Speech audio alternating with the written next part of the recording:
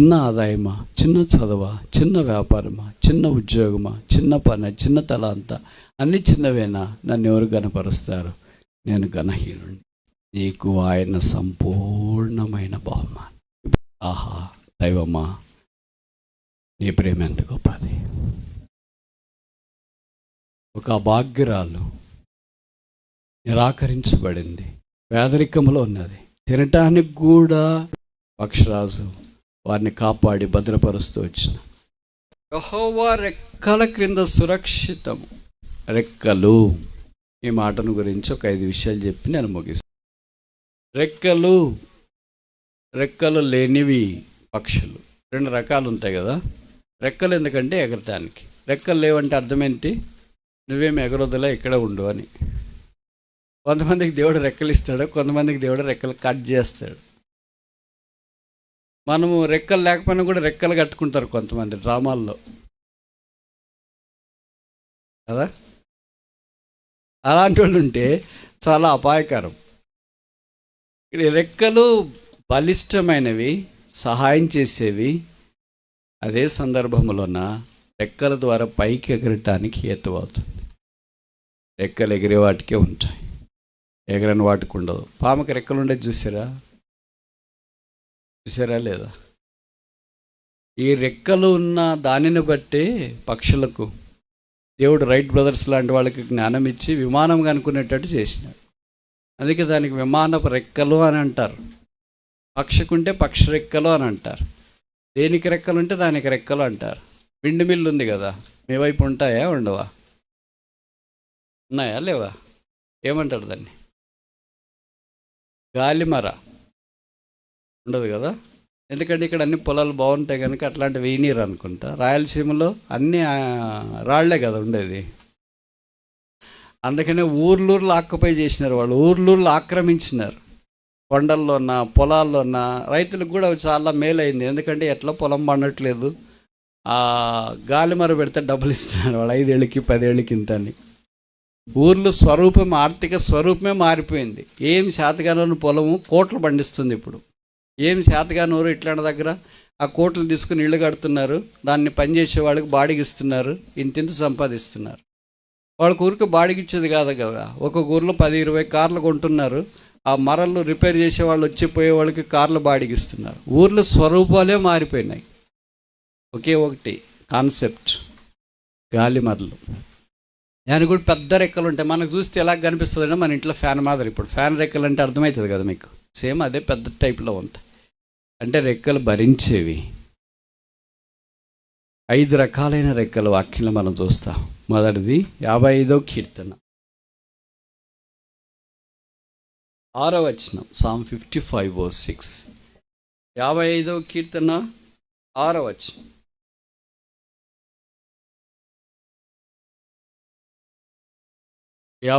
కీర్తన 6వ వచనం. ఆహా, పువ్వువలే నాకు రెక్కలున్న ఎడల నేను ఎగిరిపోయి నెమ్మదిగా ఉండను. గువ్వ రెక్కలు, the wings of Dove,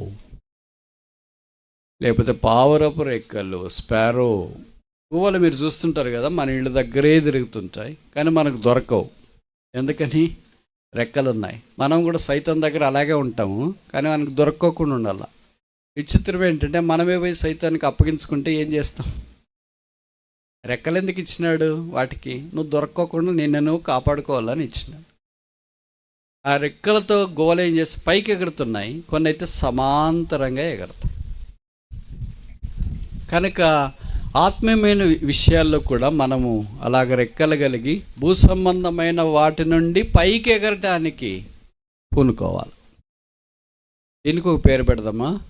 redeeming wings, విడుదల కలిగించే రెక్కలు. రెక్కలు ఉన్నాయి కనుక పంజరంలో నుండి విడిచిపెడితే ఇంక దొరకదు. అలాగే సైతాను మనల్ని పంజరం అనే పాపం అనే పంజరంలో బంధించేశాడు, ఆ వలలో ఉంచినాడు. ఉంచేసి ఇంక మనల్ని ఎప్పుడు చంపేస్తామా అని ఎదురు చూస్తుంటాడు. కానీ కొన్నిసార్లు ఈ పిట్టల వల్లే కొన్ని మనం నేర్చుకుని ఉండేది అలవాటు ఉంటుంది. ఎప్పుడో నేను విన్నాను, ఒక దైవ సేవకుడు ఇలాగ చెప్పాడు. వాళ్ళు యాంత్రికంగా అలవాటు పడ్డాయంట కొన్ని మాటలకి.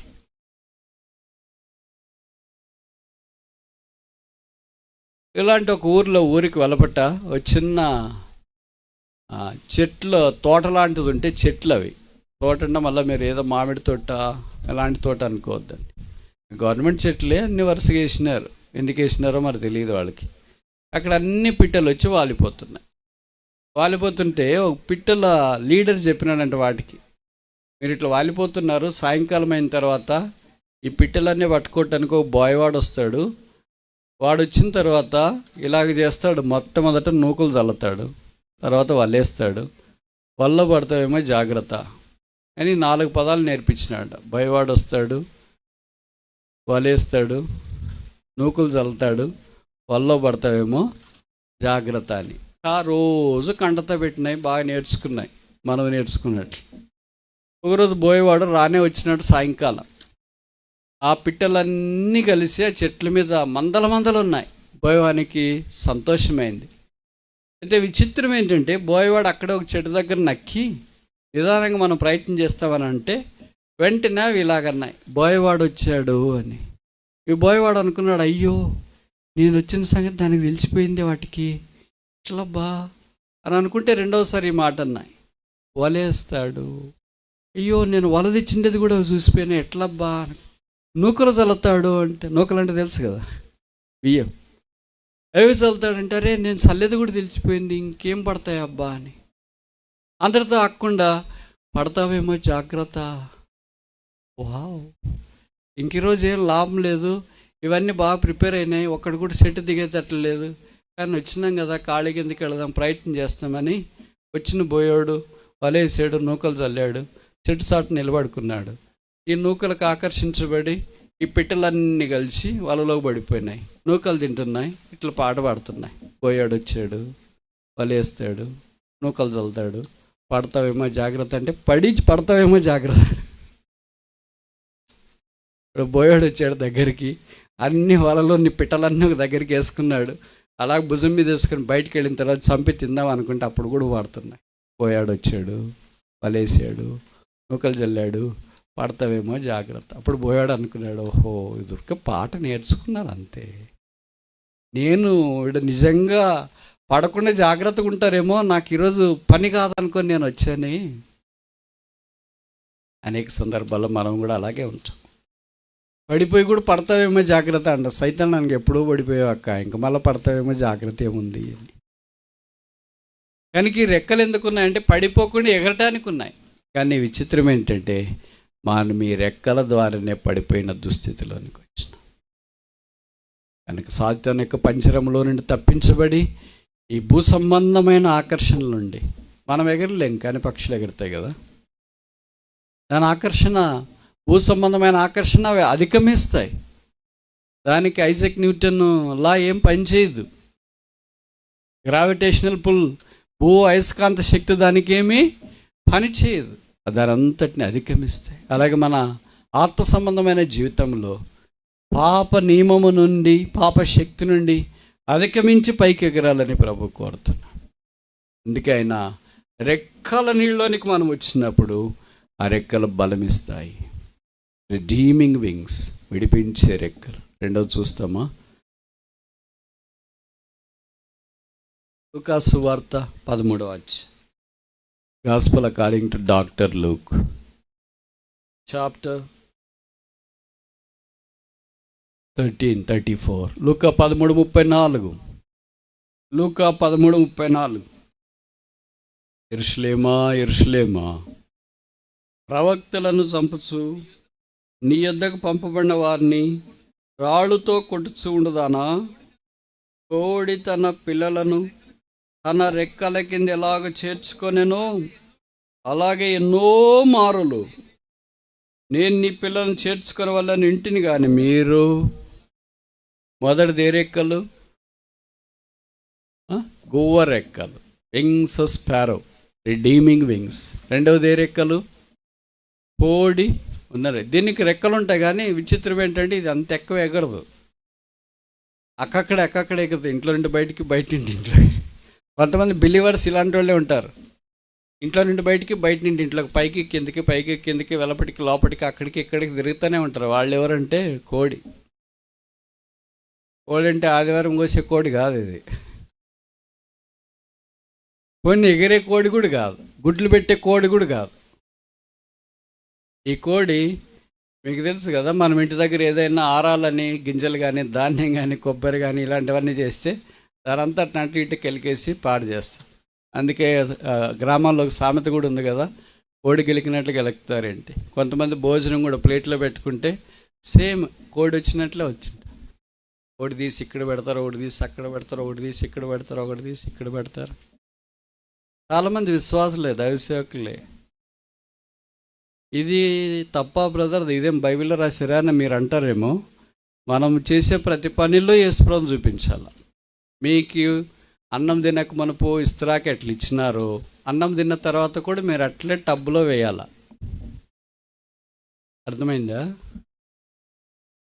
నాకు తెలిసి 90% మంది పని చేయరు. ఇది బాగలేదు, అది బాగలేదు అంటే బాగుండేది ఎంచుకోవచ్చు కదా. మీకు పెట్టేదే బఫే సిస్టమ్, లేకపోతే మీ దగ్గరికి వచ్చి వడ్డిస్తారు, అడిగి ఎంచుకోవచ్చు. వాళ్ళు వేసేటప్పుడు ఫోన్లో మాట్లాడుతుంటారు. ఎయ్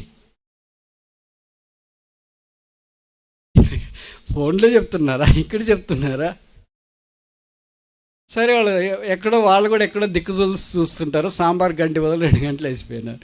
అదేదో నీకు ఇష్టం లేని కొన్ని ఉంటే వంకాయలు అవో ఇవన్నీ అన్నీ తీసి పక్కన పెట్టేటప్పటికి మిగిలేదు ఏముండదో ఏం లేదు. అంతలోకి రసం రమ్మంటారు, ఇంకేదో వచ్చేస్తుంది. మీరు తినిన దానికంటే పక్కన పెట్టిందే ఎక్కువ ఉంటుంది. Believer should not be like that. అందుకని నేను కొంతమంది భోజనం తినేటప్పుడు నేను చూస్తుంటా, వాళ్ళ ప్లేట్లు ఎట్లున్నాయి, వాళ్ళకి ఇచ్చినట్లే ఉన్నాయా, మారినాయా ఏమన్నా. భక్సింగ్ గారు ఆయనతో పాటు కూర్చొని భోజనం చేసేవాళ్ళకి అదే గట్టిగా చెప్పేవాడంట, మీ ప్లేట్లు మీకు ఇచ్చినప్పుడు ఎట్లున్నాయో మీరు తిన్న తర్వాత కూడా అట్లే ఉండాలి. అంటే ఎవరు మనలాంటి వాళ్ళు ఉంటారు కదా, కొంచెం నోరు ఎక్కువ ఉన్నవాళ్ళు, ఎముకలు ఎట్లా బ్రదర్ అన్నారు. ఎముకలు ఎట్లా బ్రదర్, ఎముకలు ఎప్పుడో ఒకసారి కదా, ఆ దినంలో ఎప్పుడో ఒకసారి, వారానికి ఒకసారి ఎప్పుడో ఒకసారి ఉండేది. ఇప్పుడంటే మనకు ప్రతి పూట ఉంటాయి, ఉదయం నుండి అక్కడి నుండి స్టార్ట్ అయ్యింది. ఎముకలు ఎట్లా బ్రదర్ అంటే, ఎముకలు వచ్చిన రోజు నాకు చెప్పు బ్రదర్ అన్నాడండి. సో ఎముకలు లాంటివి వేస్ట్ ఉంటాయి. అది తినని వాళ్ళు కూడా చాలామంది ఉంటారు. మీకు ప్రభు ఇచ్చిన ఆహారాన్ని సరిగ్గా తినేది కూడా ఒక దైవ లక్షణం. అక్కడ ఒకటి ఇక్కడ ఒకటి కోడి గెలికినట్లు గెలకూడదు. అది ప్రభు ఇచ్చిన అన్నదిన్న ఆహారం. మత్తయి సువార్త 6వ అధ్యాయంలో give us our daily bread, మా అనుదిన ఆహారము మాకు దయచేయి. మీరుగా చేసుకునేది కిచెన్లో ఎవరిలో భోజనం పెట్టింది కాదు, అది ప్రభు ఇచ్చిన ఆహారం. కనుక ప్రభు ఇచ్చిన ఆహారము పద్ధతి ప్రకారము మనము దైవికమైన విధానంలో దేవునికి మహింకరంగా. అందుకే మీరు ఏం చేసినా, భోజనం చేసినా పానం చేసినా, ఇప్పుడు చెప్పండి మరి, మీరు భోజనం చేసినప్పుడు దేవునికి మహిమ ఉందా లేదా? ప్లేట్ తీసుకుపోతుంటే పక్కన వాళ్ళు ఇచ్చేది, ఏమక్క ప్లేట్ ఎట్ల నింది అట్లే తీసుకుపోతున్నారంటే ఏం బాగలేదు. మరి మొదట చూసి కొద్దిగా ఎంచుకోవచ్చు కదా, బాగుంటే ఇంకోసారి ఎంచుకోవచ్చు కదా. బ్రదర్ మీరు ఇట్లా చెప్తారు, ఒకేసారి వడ్డించేది, పూటకి వడ్డించరు. అందుకని ఒకేసారి వడ్డించినారు. బాగుంటే తిందాం అనుకున్నాము, బాగలేదు కనుక తినలేకపోయినామని. మనం చెప్పడానికి చాలా కారణాలు ఉన్నాయి. నిజంగా మనకు ఆసక్తి ఉంటే ప్రభు మన జీవితంలో ప్రతి దాని ద్వారా మహింపరచబడాలని కోరుతాం. కోడి రెక్కల కింద కాపాడాలనుకుంటే వాళ్ళు రానొల్లక పోయిరి. ఇశ్రాయేలుని దేవుడు కరుణించి ఎంత చక్కగా చూసుకోవాలని అనుకుంటారు. మీకు తెలుసు కదా, కోళ్ళు చాలా పవర్ఫుల్ ఉంటాయి. మరి మీ ఊర్లో ఉన్నాయో లేదో తెలుసు. మేము పిల్లప్పుడు మా ఊర్లో చాలా ఇళ్ళలో కోళ్ళు ఉంటాయి. మా ఇంట్లో కూడా ఉండేది, కానీ అది మామూలు కోడి. కానీ పక్కన ఒక ఇంట్లో ఉండేది అది కోడి. అది చాలా గుడ్లు పెడుతుంది. గుడ్లు పొదిగితే కనీసం 12 పిల్లలన్నీ వస్తాయి. 12 పిల్లల్ని అది సంరక్షించేది. మిగతా ఇళ్లలో ఉన్న కోళ్ళు 6 7 పిల్లలు పొదిగితే అవి పెద్దగాయలోకి 1 2 మిగులుతాయి. మిగతావన్నీ ఏమైనాయంటే గద్దులు వచ్చి కొట్టుకుపోయినాయి, లేకపోతే పాములు తిన్నాయి. ముంగిస తెలుసు కదా మీకు, ఏమంటారు మీరు? ఇట్లాంటివి ఏదో ఒకటి తింటాయి. ఎందుకంటే అది శాత కాదు, కాపాడుకోలేవు వాటి పిల్లల్ని. కానీ ఈ కోడి ఎలాంటిదంటే ఎన్ని పిల్లలు ఉంటే అన్ని పిల్లలు కాపాడుకోగలదు.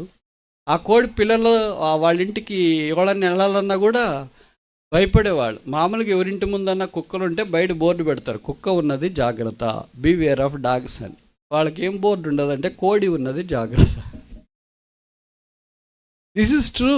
అది ఇటు పైకి లేస్తుంది అట్లే. మేము ఇస్త్రీపెట్టి కావాలో, వాళ్ళ ఇంట్లో ఇస్త్రీపెట్టి ఉండేది, ఇస్త్రీపెట్టి కావాలని పోయినాం అనుకోండి, ఫస్ట్ లోపల వాళ్ళని అడుగుతాం, మీ ఇంట్లో కోడి ఉందా, బయటికి పోయింది. బయటికి పోయిందన్నా కూడా మళ్ళీ అది వస్తుంది. అంత పవర్ఫుల్ అది. దాని వాళ్ళు ఎప్పుడు సచ్చేదాకా అమ్మలేదు.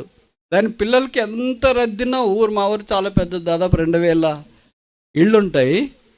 2000 ఇళ్ళు ఎవరైనా కోడి కావాలంటే దీని పిల్లల్నే తీసుకుని వెళ్ళేవాళ్ళు, ఎందుకంటే దానికి కూడా అంత పౌరుషం ఉంటుందని. ఇప్పుడు అన్ని కోళ్ళ కాలం అయిపోయింది అనుకో, ఈ కోళ్ళు వచ్చినాయి, బాయిలర్స్. అప్పుడు నాకు ఇది గుర్తొచ్చేది, ఒక కోడి తన పిల్లల్ని కాపాడుకోవటానికి అంతెత్తి ఎగురుతుంది, శత్రు మీద దాడి చేస్తుంది. గద్దొచ్చినా దాడి చేస్తుంది, పాము వచ్చినా దాడి చేస్తుంది, ఇంకేదైనా కుక్క లాంటిది ధైర్యం చేసినా దాడి చేస్తుంది. దేన్నైనా సరే ఖచ్చితంగా దాడి చేసి తన పిల్లలన్నింటినీ కాపాడుకోగలిగిన శక్తి ఆ కోడి పిల్లకు ఆ కోడికి ఉండేది. ఒక కోడి పిల్లల్ని కాపాడినట్లు నేను మిమ్మల్ని కాపాడాలని కోరుకున్నా, కానీ మీరు రానుల్లా కాపోతురి. ప్రభు ఇది నన్ను మనల్ని అలా కాపాడుకోవాలని కోరుతున్నాడు. శత్రువుకు మనం లోపడేవారు. మీకు కోడిపిల్ల ఎంత ఫ్రజైల్ అంటే ఎంత బలహీనంగా కనిపిస్తుంది చూడండి. దాన్ని ఏదైనా పట్టుకోగలదు, నేరుగా పైన గద్దు ఉంటుంది, దీనికేం తెలియదు, ఇది భూమి మీద ఇలాగే ఉంటుంది. సైతాన్ అలాగే నేరుగా మన చుట్టూ తిరుగుతుంటాడు. మనమేమో అమాయకంగా బైబిల్ చదివి ప్రార్థన అది ఇది అంటుంటే వాడు ఎప్పుడో వచ్చి తనకు పోయింటాడు. ఒకసారి కోడిపిల్ల తన్నుకొని పైకి వెళ్ళిన తర్వాత గద్ద వదులుతుందని మీరు అనుకుంటారా? ప్రార్థన చేస్తే అది కూడా ప్రార్థన చేసుకొని తింటుంది. దీనికి ఒక పేరు పెడదామా? రిసీవింగ్ వింగ్స్, చేర్చుకునే రెక్క. ప్రభు మనల్ని చేర్చుకోవాలని కోరుతున్నాం. మూడవది 32 ద్వితీయోపదేశకాండం 11. ద్వితీయోపదేశకాండం 32, Deuteronomy chapter 32 verse 11. పక్షిరాజు తన గూడు రేపి తన పిల్లలపై అల్లాడుచు రెక్కలు చాపుకొని వాటిని పట్టుకొని తన రెక్కల మీద వాటిని మోయినట్లు యెహోవాని నడిపించండి. ఇక్కడేం రెక్కలు? పక్షిరాజు రెక్కలు. ఇప్పుడు ఈ పక్షిరాజు రెక్కలు ఏం చేస్తున్నాయి? కోడి రెక్కలు ఏం చేస్తున్నాయి? పిల్లల్ని కింద కాపాడుతున్నాయి. పక్షిరాజు రెక్కలు ఏం చేస్తున్నాయి? పిల్లల్ని రెక్కల మీద ఎక్కించుకుంది. రెండు డిఫరెన్స్ చూడండి. కోడేమో రెక్కల కింద ఉంచుకుంటుంది, పక్షిరాజేమో రెక్కల మీద ఉంచుకుంటుంది. రెక్కల మీద ఎందుకు ఉంచుకుంటుంది, రెక్కల కింద ఎందుకు ఉంచుకోవట్లేదంటే, రెక్కల కింద దానికి అవసరం లేదు, ఎందుకంటే అది ఉండేదే పైన. ఆ పైన ఉండే స్థలంలో అంటే కొండల మీద ఉన్నతమైన స్థలాల్లో ఉంటుంది కనుక అక్కడ శత్రువు దాడి చేసే అవకాశం లేదు. దాడి చేసే అవకాశం లేదు కనుక ఇప్పుడు ఈ పక్షిరాజు పిల్లల్ని ఎగరటానికి తర్బీదిస్తుంది. ఎగరటానికి తర్బీదు ఇవ్వాలంటే మీలో చాలామందికి తెలుసు కదా, అంటే ఇక్కడ బావులు లేవు, చెరువులు లేవు అనుకుంటే. చెరువులు అంటే ఉన్నా కానీ ఈత చెరువులు లేవు. రాయలసీమలో ఇవన్నీ చాలా విస్తారంగా ఉంటాయి. ఇటు వేసవికాలం వస్తేనే పెద్దోళ్ళు పిల్లలకి ఈత నేర్పించడానికి తీసుకెళ్తున్నాయి. ఈత కర్రలు అవి టైర్లు దానికి గాలి కొట్టి ఇట్లాంటివి అన్నీ ఉంటాయి. మేము పిల్లప్పుడు ఏం చేశారంటే పెద్దోళ్ళు పిల్లవానికి ఈత నేర్పించేటప్పుడు ఆయన వీపు మీద వేసుకొని ఈత నేర్పిస్తూ ఉంటారు. కొద్దిసేపు అయిపోయిన తర్వాత వానే నీళ్ళ మీద వేస్తారు. అలాగే తర్బీదిచ్చి నీళ్ళంటే భయం లేకుండా చేసి ఈత నేర్చుకునేటట్టు చేస్తారు. ఇప్పుడు అలాగే పక్షిరాజు కూడా తన పిల్లలు పైన అంతరిక్షములు ఎగిరేటట్లుగా సిద్ధం చేయాలని కోరుతాం. అలాగే ఎగురుట ద్వారా భూ సంబంధమైన వాటన్నిటికీ అతీతమై ఆకర్షణను తప్పించుకున్నవి కాపాడగలుగుతూ ఉన్నాయి. అందుకే ప్రభువు అన్నాడు ఇశ్రాయేలుతో, నేను మిమ్మల్ని పక్షిరాజు రెక్కల మీద మోసినట్లు మోస్తూ వచ్చినాను. దీనికి ఒక పేరు పెడదామా? రెస్టింగ్ వింగ్స్, విశ్రాంతినిచ్చిన రెక్కలు. శత్రు దాడి లేదు, ఏమైపోతామని భయం లేదు. పక్షిరాజు వారిని కాపాడి భద్రపరుస్తూ వచ్చిన. 4వది చూస్తామా? మలాకి 4:2. మలకై చాప్టర్ 4 verse 2. మలకై chapter 4 verse 2. మలాకి 4:2.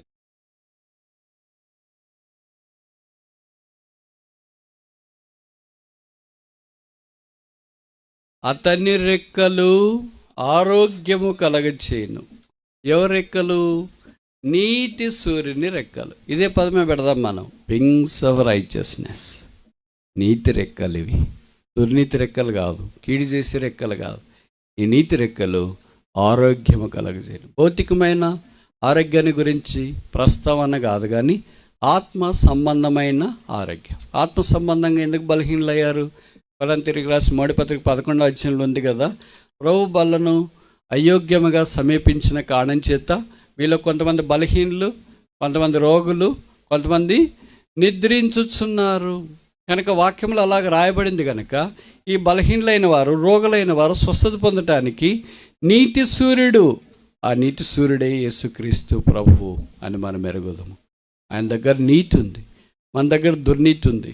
ఆయన దగ్గర మేలుంది, మన దగ్గర కీడు ఉంది. ఆయన దగ్గర ఆశీర్వాదం ఉంది, మన దగ్గర శాపం ఉంది. ఆ యేసునాథుని దగ్గరికి వెళ్ళి సిలువలో ఆయనకు ఆర్చిన రక్త పూటలో కడుక్కొని శుద్ధీకరించబడి పరిశుద్ధపరచబడి దైవాశీర్వాదంలోనికి వచ్చటం ద్వారా దేవుని నీతిని మనం ధరించుకున్న వారమవుతాం. కనుక పాపాత్ముడైన మానవుడు పరిశుద్ధపరచబడటానికి దేవుడు ఏర్పాటు చేసిన మార్గం యేసు. ఇంకెవరైనా యేసుని అంగీకరించకపోతే యేసే మార్గం, యేసే జీవం, యేసే సత్యం, యేసే పరలోక ద్వారం అని ప్రకటిస్తున్నాం. యేసు సిలువలో కార్చిన రక్తము ద్వారా ప్రతి మానవునికి పాపక్షమాపణ. ప్రభువైన యేసునందు విశ్వాసం ఉంచితే జీవితం మార్చబడుతుంది, దుర్నీతి నీతి అవుతుంది, శాపం ఆశీర్వాదం అవుతుంది. భూమి మీద నుండి పరలోక రాజ్య ప్రవేశములోనికి మనము రాజ్య వారసుల అవకాశం. ఇప్పుడు దాకా 4 రకాలైన రెక్కలు చూసి, మొదటిది ఏంటి? గువ్వ రెక్కలు, రిడీమింగ్ వింగ్స్, విమోచన రెక్కలు. రెండవది ఏంటి? కోడి రెక్కలు, రిసీవింగ్ వింగ్స్, చేర్చుకునే రెక్కలు. మూడవది ఏంటి? పక్షిరాజు రెక్కలు, రెస్టింగ్ వింగ్స్, విశ్రాంతినిచ్చే రెక్కలు. నాలుగవది ఏంటి? నీతి సూర్యుని రెక్కలు, రైచస్ వింగ్స్. ఐదవది ఆఖరి చూసి ముగిస్తామా? మన అంశం రూతు 2:12. ఇశ్రాయేలీయుల దేవుడైన యెహోవా రెక్కల కింద సురక్షితముగా ఉండనట్లు నీ వచ్చితివి, ఆయన నీకు బహుమానం. దీనికి ఏం పేరు పెడదాం? రివార్డింగ్ వింగ్స్, బహుమానమిచ్చే రెక్కలు. వాడుకొని వదిలేసే రెక్కలు కాదు. ఏదో సమయానికి కనిపించినారు, చిన్న పని చేయించుకుందాం, వాడు వెళ్ళిపోయిన తర్వాత ఇంక అన్నీ మర్చిపోదాం అనే రెక్కలు కాదు ఇవి. ఆయన రెక్కల దగ్గరికి మనం ఎక్కడికి వెళ్ళినా బహుమానం. రూతుకి ఏం బహుమానం వచ్చింది? మామూలుగా మనం బహుమానం వేయాలంటే ఏమిస్తాం?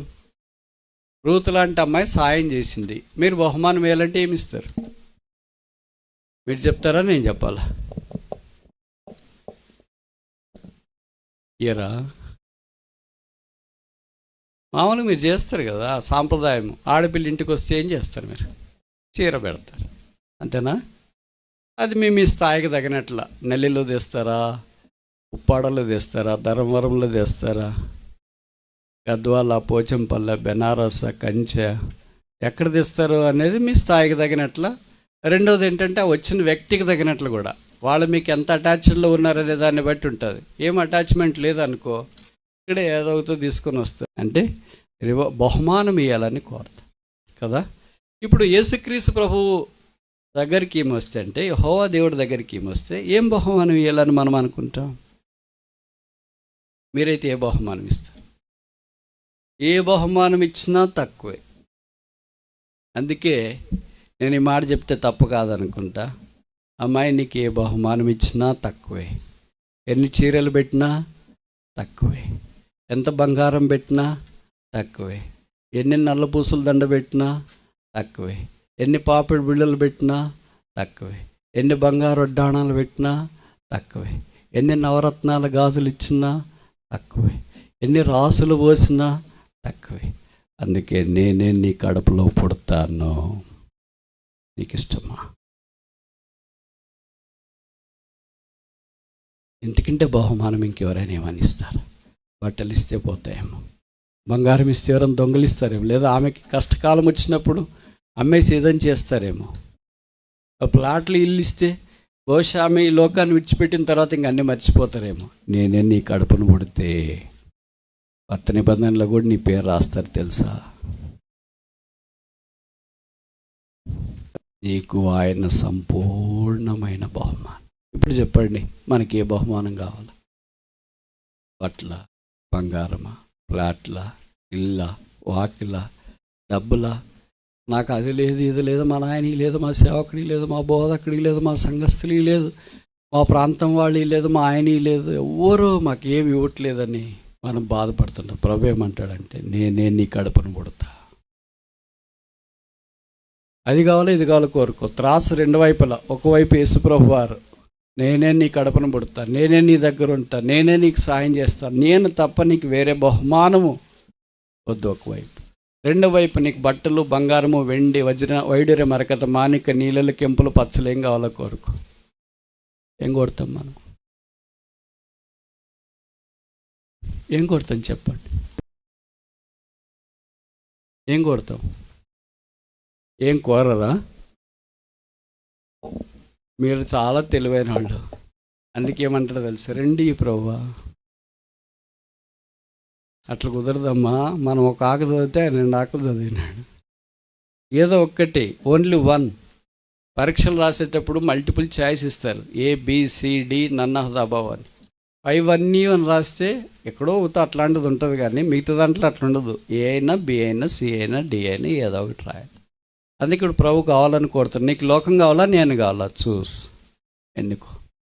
రూత్ ఏమనుకునిందంటే, నాకు లోకం వద్దు, నీ దేవుడే నా దేవుడు. అందుకే దేవుడు ఏమన్నాడంటే, నాకు వేరే వాళ్ళు వద్దు, నీ గర్భంలోనే నేను ఈ భూమి మీదకి వస్తా. ఆహా దైవమ్మా, నీ ప్రేమ ఎంత గొప్పది. ఒక అభాగ్యురాలు నిరాకరించబడింది, పేదరికంలో ఉన్నది, తినటానికి కూడా భోజనం లేకుండా పరిగెరుకునే వాళ్ళు. ఇక్కడ ఎవరైనా పరిగెరుకుని పోయేవాళ్ళు ఉంటారా? కూలికి పోయేవాళ్ళు చాలామంది ఉన్నారు. పరిగెరుకుని పోయేవాళ్ళు కడపలో నువ్వు పుడితే ఏమిగా నీ మర్యాద? సమాజం ఏమనుకుంటుంది? రకరకాలుగా అంటారు కదా. నువ్వు ఎక్కడో పుట్టాల్సిన వాడివి, ఈ కడుపును పుడతానంటావేంటి? ఆ కడుపుకు కూడా ఘనత రావాలా, అమ్మాయికి కూడా ఘనత రావాలా. 1 సమయాలు 2:30, నన్ను గనపరచు వారిని నేను గనపరుస్తా. అమ్మాయి నన్ను గనపరిచింది, నా దేశానికి వచ్చింది, నా ప్రజలతో కలిసి ఉండటానికి ఇష్టపడింది. ఇప్పుడు నేను అమ్మాయిని గనపరుస్తా. ఆహా, దేవుని బుద్ధి జ్ఞాన బాహుళ్యములు ఎంతో దొడ్డవి. ఇది నా ప్రభువు మనల్ని కనపరచాలని కోరుతున్నాడు. చిన్న ఊర్లో ఉన్నవా, చిన్న సేవకుడా, చిన్న విశ్వాస, చిన్న ఆదాయమా, చిన్న చదువా, చిన్న వ్యాపారమా, చిన్న ఉద్యోగమా, చిన్న పని, చిన్న తలాంత, అన్ని చిన్నవేనా? నన్ను ఎవరు గనపరుస్తారు? నేను గణహీనుడిని. దానికి బైబిల్లో రూతు గ్రంథం ఒక ఉదాహరణ. రూతు అనే సహోదరి మనకు మాదిరి. ఇది ఎవరు కాదనలేని నగ్న సత్యం. మీ దగ్గర బైబిల్ ఉంటాయి కదా, ఇది అవునా కాదా అంటారు. మత్తయి సువార్త 1వ అధ్యాయం చేస్తే, రూతు నందు యేసుక్రీస్తు ప్రభువారు ఈ భూమి మీదకి దిగి వచ్చినాడు. అందుకే మత్తయి 1:1 చెప్పబడింది, అబ్రహాము కుమారుడైన, దావీదు కుమారుడైన యేసుక్రీస్తు వంశావళి. ఇదే కోరుతున్నాడు. నేను ఒకవైపు ఉన్నా, లోకం ఒకవైపు ఉంది. నీకేం కావాలో కోరుకో. లోకమా, నేనా?